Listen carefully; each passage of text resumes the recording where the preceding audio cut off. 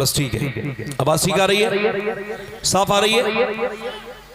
तो ये देखा जाएगा कि सिर्फ बच्चे ही गलतियां करते हैं या माँ बाप की भी कोई गलती है कि नहीं। फुज़ैल बिन इयाज़ घोड़े पे बैठ के जा रहे हैं और घोड़े पे बैठते जब वो जा रहे हैं तो चलते चलते उनका घोड़ा बिदक गया, बिदकना समझते आउट ऑफ कंट्रोल हो गया। तो उन्होंने घोड़े को छोड़ा और उन्होंने बांधा एक जगह और सजदे में चले के रोने लगे। लोगों ने देखा वो रो रहे हैं तो करीब गए, कहा हुजूर ये घोड़ा परेशान कर रहा था, उसको घास दिखाते, उसे खिलाते पिलाते प्यार करते, ये आपने नमाज पढ़ना शुरू कर दी और आप रो क्यों रहे थे? तो आपने फरमाया कि मुझे अपने हुजूर की हदीस याद आ गई। अल्लाह के रसूल फरमाते हैं कि जब कोई बंदा अपने मालिक का कहना मानना बंद कर देता है तो उसके नीचे वाले उसका कहना मानना छोड़ देते हैं। मैं समझ गया कि जरूर मेरा रब मुझसे नाराज हो गया, मुझसे कोई नाफरमानी हो गई है, जो मेरा घोड़ा तक मेरी बात नहीं मान रहा है। तो मैंने पहले ये सोचा कि पहले रब को मनाऊं, अपने मालिक की बारगाह में मैं झुक गया और मैंने कहा मेरे मालिक ऐसी कौन सी खता हो गई जो मेरा घोड़ा भी मेरा कहा नहीं मान रहा है। फिर मैंने इस वजह से अल्लाह को पहले मनाया कि जब अल्लाह मान जाएगा तो फिर सब मान जाएंगे। इसका मतलब साफ साफ है, जब बच्चे पे कहना ना माने, जब तुम्हारे छोटे भाई तुम्हारा कहना ना माने, जब तुम्हारी बीबियां तुम्हारा कहना ना माने, तो लड़ने झगड़ने की जरूरत नहीं है। सोचो कि कितना तुम अपने रब का कहना मानते हो, और अगर तुम अपने रब के नाफरमान हो तो इधर उधर न जाओ, रोना बंद करो।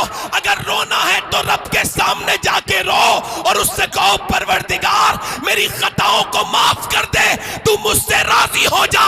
अगर परवरदिगार राजी हो गया तो ये समझो पूरी दुनिया राजी हो जाए। वाह वाह वाह, बहुत अच्छा। नारे तकबीर, नारे रिसालत, नारे गौसियत, जिक्र शहीद आजम सैयद शबाहत मियां हुजूर साहिब किबला, नारे तकबीर। जरा मेरी तरफ देख के बताओ मैं गलत कह रहा हूँ या सही कह रहा हूँ? अच्छा ये देखें, मैं आपसे पूछा हूँ, माँ जब तक नेक नहीं होगी, बाप जब तक नेक नहीं होगा, जब तक बच्चे नेक नहीं हो सकते। अल्लाह के रसूल फरमाते हैं बच्चा अपने बेटा अपने बाप का राज है। क्या है बोलो?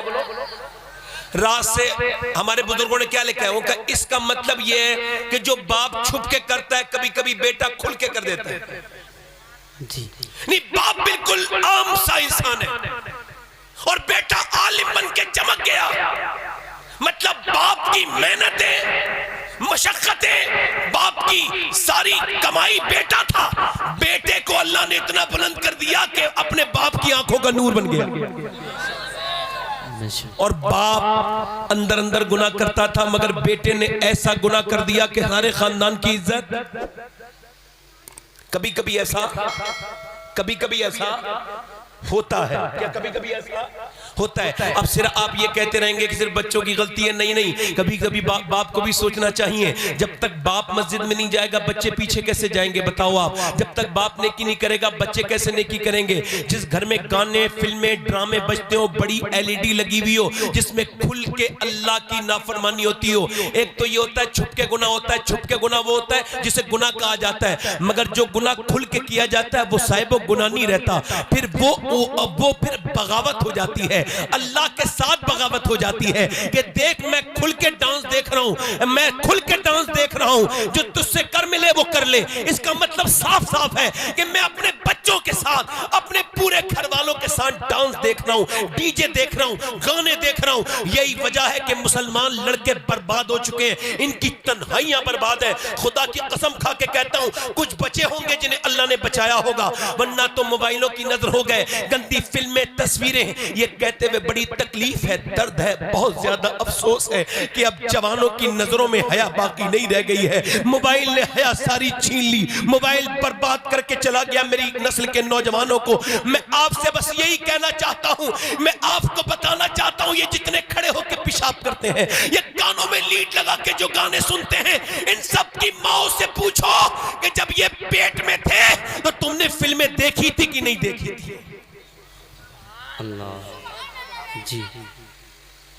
इकबाल कहता है लोग मुझसे आके कहते हैं कि करबला में हुसैन ने हक अदा कर दिया, तो मैं कहता हूं पूरी बात कहा करो, अधूरी बात ना कहा करो। पूरी बात यह है कि पहले मदीने में अली ने बाप होने का और फातिमा ने मां होने का हक अदा किया है, फिर करबला में हुसैन ने हक अदा किया है। वाह वाह वाह, क्या बात है भाई, सुभान अल्लाह, हक है। वाह वाह, बोलो जरा, बोलो बोलो बोलो, मैं गलत कह रहा हूं क्या? आज बताओ, तुम दुनियादारी में लग गए, कमाते हो खूब, अच्छा अच्छा खिलाते हो बच्चों को, दीन कितना देते हो? आपके अंदर दीन कितना है? वही जानवरों कितना खाना पीना सो जाना। बच्चे क्या देख रहे हैं? बाप गालियां दे रहा है, बच्चे देख रहे हैं। बाप माँ को मार रहा है, बच्चे देख रहे हैं। बच्चे गाली कहां से सीख के आएंगे? मुझे बताओ, कोई बच्चा क्या अपनी माँ के पेट से सीख के आता है? अरे सुनो, याद रखो, ये बात भी आज जो है वो आज हमारी बात को वेरीफाई किया है, हमारी बात को जस्टिफाई किया है साइंस ने। हम कल तक कहते थे कि माँ के पेट में बच्चे के ऊपर माँ का असर होता है, माँ जैसी होती है बच्चा वैसा ही होता है। बोलो, होता है कि नहीं होता? जी। अच्छा, मैं बताता हूं आपको। देखिए, आप जरा गौर करें, मैं आपको बता रहा हूं। देखिए, माँ जो है ना, अब वो डॉक्टर के पास गई प्रेग्नेंट मूवमेंट में, मेरी बहनें सुन लें, इनकी जिम्मेदारी है, सुने। और औरत गई प्रेग्नेंट मूवमेंट में, वो जो है ना अस्पताल गई डॉक्टर के पास, तो डॉक्टर ने उससे कहा तुमने जो है ना गर्म चीजें नहीं खानी है, और तुमने बच्चे को अगर ताकतवर बनाना है तो सेब खाने, और तुमने आयरन बढ़ाना है तो तुमने ज्यादा जो है वो अपने बच्चे के अंदर सेब खाने, और तुमने उसी हालत में बादाम खाने। अगर विटामिन बी बढ़ाना है तो आपने संतरा खाना है, आपने अमरूद खाना है। आपने गुस्सा नहीं करना है, गुस्सा करोगी तो बच्चे के दिमाग पे असर हो जाएगा। जरा मुझे बताओ, अल्लाह का बनाया हुआ सेब संतरा माँ खाए, अल्लाह का बनाया हुआ अनार माँ खाए, तो बच्चे पे असर हो जाए, तो क्या अल्लाह का कलाम माँ पढ़ेगी तो क्या बच्चे पे असर नहीं होगा? वाह वाह वाह। और ये औरतें क्या समझती है, इनके बच्चे नेक बनेंगे? नस्ल बर्बाद होती चली जा रही है। और ये देख करके अफसोस हो रहा है, मेरी बेटियां लग गई, मेरी बहनें लग गई ड्रामों में, नाटकों में, सीरियलों में, मोबाइलों में। या अल्लाह, ये इनका काम था, इनका काम ये नहीं था। देखें आप, पानीपत में एक बच्चा पैदा हुआ, ये दिल्ली के बराबर में पानीपत है ना, 80 किलोमीटर 90 किलोमीटर दूर। बच्चा पैदा हुआ, रोने लगा, 1 दिन रोया, 2 दिन रोया, 3 दिन रोया, 4 दिन रोया, 5 दिन रोया, 6 दिन रोया, 7 दिन रोया। डॉक्टर को दिखाया और हकीम को दिखाया तो ठीक नहीं हुआ। 1 महीना गुजर गया, रोते रोते लगातार रोता रहा, न सोता है न सोने देता है। अब के उधर से गुजर के जा रहे थे फखरुद्दीन बहाउद्दीन जकरिया मुल्तानी के दामाद, उन्होंने देखा कि ये बच्चा रो रहा है, कहने लगे अपने मुरीदों से, ये बच्चा रो नहीं रहे, अल्लाह की हम्द बयान कर रहा है। कहा कैसे? का आओ दिखाता हूं। वो पहुंचे, जाके बोले कोई है इसके घर में? बाप निकल के आए, कहा जी बताएं। कहा आपका बच्चा अल्लाह का वली है। कहने लगे आपका दिमाग तो ठीक है, आप उसको वली कह रहे हैं, आप मेरे बेटे को वली कह रहे हैं, न सोया है न सोने दिया है। कहा लाओ मेरी गोद में लेके दो। लेके आए तो गोद में लेके कान में कुछ पढ़ा, दूसरे में कुछ पढ़ा, बच्चा खामोश हो गया। बाप बोले आपने क्या पढ़ दिया? बड़े बड़े हकीमों से ठीक ना हुआ। कहा पहले मुझे, बाद में बताऊंगा, पहले मुझे बताओ क्या आपकी बीबी कुरान की हाफिजा है? कहा तो सुनो, जब ये बच्चा माँ के पेट में था ना, तो माँ ने उठते बैठते चलते फिरते रोटी पकाते खाना बनाते चक्की चलाते इतना कुरान पढ़ा, इतना कुरान पढ़ा, इतना कुरान पढ़ा कि बच्चे की रूह की ग़िज़ा कुरान की तिलावत बन गई। जब बच्चा पैदा हुआ, माँ चचकी में चली गई, गंदगी में चली गई, माँ ने कुरान पढ़ना नहीं पढ़ा। बच्चे को प्यास लगती थी कुरान की, भूख लगती थी उसकी रूह को, तो तुमने उसे दवाइयां खिलाई, मैंने उसके एक कान में एक आयत पढ़ी, दूसरे में दूसरी पढ़ी, बच्चा खामोश हो गया। उसी बच्चे का नाम हज़रत सैयदना अबू अली शाह कलंदर पानीपती है। वाह वाह वाह, सुभान अल्लाह।